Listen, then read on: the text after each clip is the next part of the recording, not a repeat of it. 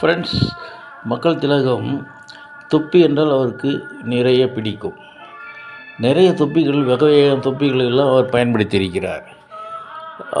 அடிமைப்பெண் என்ற படத்தில் அவர் தயாரித்த படத்தில் நடிக்கும்போது ஜெய்ப்பூரில் இந்த ஷூட்டிங் நடந்தது.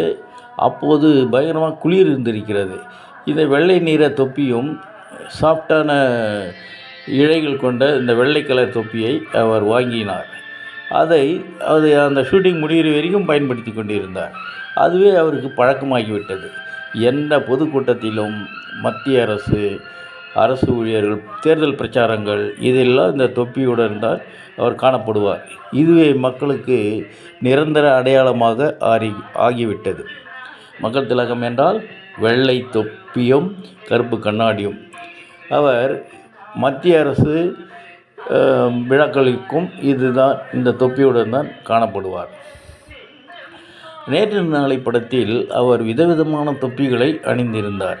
மிகவும் வித்தியாசமாக இருந்தது இந்த தொப்பிகள் பார்ப்பதற்கு.